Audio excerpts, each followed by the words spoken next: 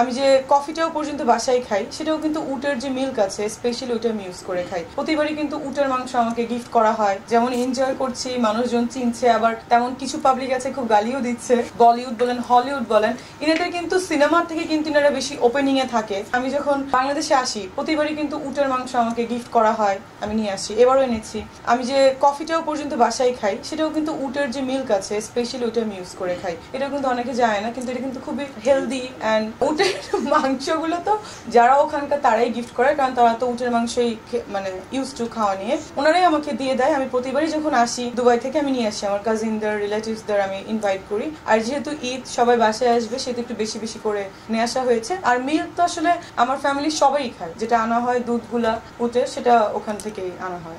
Gift তো পেয়েছি, দেখলেন অনেক কিছুই পেয়েছি, আসলে সব তো বলা যায় না। এটাও আমি পরে এসেছি, এটাও আমি ঈদের ড্রেস, যেহেতু এটা ইন্ডিয়া থেকে কালেকশন করা, এটাও গিফট পেয়েছি।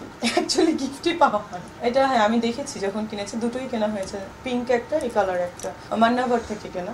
6 লাখের কাছাকাছি বিডি কারেন্সি কনভার্ট করলে, মানে ইন্ডিয়ান টাকার মনে হয় 4 লাখ সামথিং।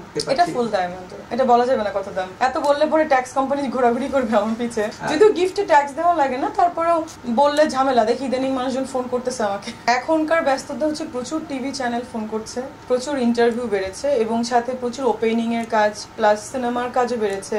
তো দেখা যায় যারা, আরেকটা মজার ব্যাপার যে কয়দিন আগে আসলে তো বিভিন্ন ক্যাপশনস এর কারণে বা বিভিন্ন কথাবার্তা, মানে মানুষ বুঝে নাই, ভুল বুঝে অনেকেই নেগেটিভ কথা বলেছে, নেগেটিভ স্ট্যাটাস দিয়েছে, করার চেষ্টা করেছে। বাট আমি আসলে এরকম কখনোই কাউকে নিয়ে নেগেটিভ কোনো কথা বলি নাই, স্টিল নাও নট। তো ওটা আসলে যারা আমার বিপক্ষ, আমার অপোজিশন আছেন, তারাই করেছে। তো এখন দেখা যাচ্ছে তারাই আবার আমার সঙ্গে খুব, যখন বুঝতে পেরেছে যে আমি রাইট ছিলাম বা আমি কোনো খারাপ কিছু বলিনি, তারাই আমাকে আবার ডাকছে বা তাদের সাথে ভালো কাজ করার সুযোগ হচ্ছে। এটাই, সিনেমার অনেকগুলো কাজ বেড়েছে, অফার আসছে, ডিরেক্টর ফোন করছে। অবশ্যই আমার ঈদের পরে শো আছে 3টা, লন্ডন সিটিতে, ইউএসএ তে একটা আছে, কানাডাতে আমি ভিসা অলরেডি করতে দিয়েছি, যদি হয় দেন সেপ্টেম্বরে আমি ওখানে জয়েন করবো। I will join in Canada. And third হচ্ছে যে দুবাইতে একটা শো আছে, বাট আমার প্রবলেম হচ্ছে যে আমি যেতে পারবো কিনা, মানে একেবারে ইমিডিয়েট ঈদের পরপর। দেখেন সবকিছুরই কিন্তু নেগেটিভ অ্যান্ড পজিটিভ আছে। যেমন এনজয় করছি, মানুষজন চিনছে, আবার তেমন কিছু পাবলিক আছে খুব গালিও দিচ্ছে।